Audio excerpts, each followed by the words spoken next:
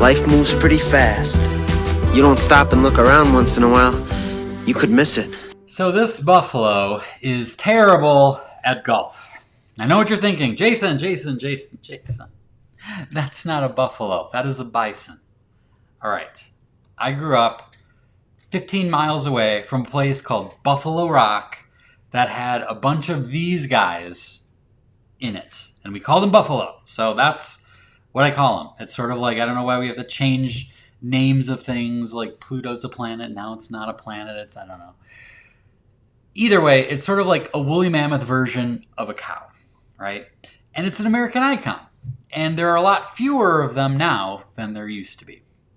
Sort of like the buffalo that used to roam the Midwestern plains by the millions, the American dream is also fading away. Now, it's not gone, it's just different. Back in the day, the American dream usually had something to do with a house and a white picket fence. I don't even know if they still make white picket fences anymore. But what has happened now is it's sort of splintered into 100, maybe even 1,000 different versions. And in the name of diversity, I think this is actually cool because we now can have a little bit more control of what we want our American dream to be. Now, these different versions that we have, I like to think of these options as games, all right? Now, they're not games in the same way we think of basketball or golf, but that doesn't mean we haven't figured out a way to keep score. All right, back in the day, the white picket fence was sort of like a trophy that if you had it, you won, right? You were a winner. Well, nowadays we don't, have the white picket fence thing, and when you think of the basketball thing, it's like we're not keeping track of three-pointers or free throws or hole-in-ones or anything like that. But we do keep track of things like money, body weight, square footage, degrees, accolades, connections, sales, things like that, prestige, fame, you name it. So for instance, there's a retire by the time I'm 50 game that some people are eager to play. There's the make partner in my firm game, the solve homelessness problem in my community game, the own the biggest house in the neighborhood game, the enter and win marathons game, the do work that matters to me game, the get my kid into prestigious universities game, become debt-free as soon as possible game. These are just a few examples of the many, many, many, many, many kinds of games that there are to play. Now, it's possible to play a number of different games in your lifetime and even a few at the same time. But I hope it's obvious that winning at any of these games requires trade-offs that will limit your chances of success at the others. For instance, becoming debt-free as soon as possible is a game that's really hard to play if you're also playing the I want the biggest home in the neighborhood game, right? Now, you know that feeling of overwhelm that you sometimes get when you're struggling with maintaining some semblance of life balance? That, my friend, is a telltale sign that you're playing too many games. The more games you play, the busier you are. The more games you play, the less chance you have at winning any. So, what game are you playing? I am convinced that my neighbor waters his lawn with angel tears and fertilizes it with unicorn poop. Kim knows. It is gorgeous. It is angelic. And I often kick myself that our yard, our lawn, does not look as beautiful and as exquisite as his. But then I have to remind myself, I am not competing in the best lawn in the neighborhood Olympics. I am playing the spend as much time as possible with my kids while they're young game. The more time I spend looking for, harvesting, and spreading magical unicorn poop takes me away from spending time with my kids. Now, please don't misunderstand me. I'm not saying that certain games are necessarily better than others. It's just a matter of personal preference. For instance, my neighbor is retired. His kids are grown and out of the house. For all I know, and I'm pretty sure this is true, tending to his lawn is his happy place.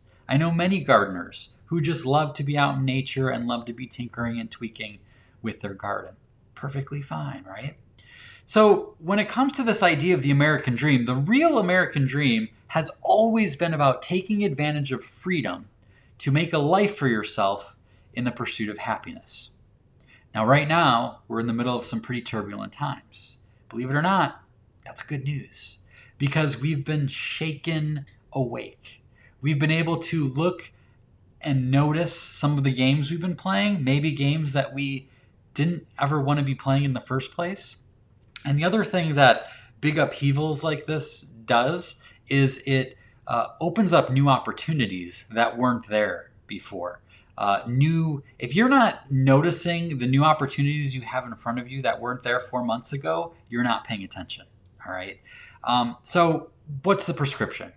The prescription is to pick your own version of the American dream on purpose. A lot of times we just let ourselves go with what our parents expected of us, what we think we're supposed to do. We get on a certain track in our life based on what our major was in college, and we just kind of go in this direction, even though once we get into it, we realize, I don't really like this game all that much. Here's the thing. You can't play and win all of the games. You get to pick what you want to play, but you can't play and win them all. And if you're not careful, you can get duped into playing a game you don't even care about and end up making choices that distract you from a game that you do. I love the line by Naval Ravikant, who says, "Play stupid games, win stupid prizes." Put that in your head and think about that tonight. Play stupid games, win stupid prizes. One of my favorite parts of this concept of being able to own the game you want to be playing is that you can let go of the jealousy, envy, and guilt that you sometimes feel when you're comparing yourself to people playing different games than you. You can be happy for them. So when someone is entering a Ironman marathon or triathlon and is doing well, I don't have to beat myself up and say, I should be in better shape. I should be doing that. Enough with the shoulds. I am happy for them. That is not a game that I want to be playing, at least right now in this season of my life. We can let go of the thoughts, the self-loathing thoughts that we're not good enough because we're comparing us playing our game to someone else playing a completely different game. Tiger Woods does not beat himself up that his free throw shooting percentage is not as good as Steph Curry's. It's ridiculous. It's ridiculous to think about that. Why do we do the same thing to ourselves?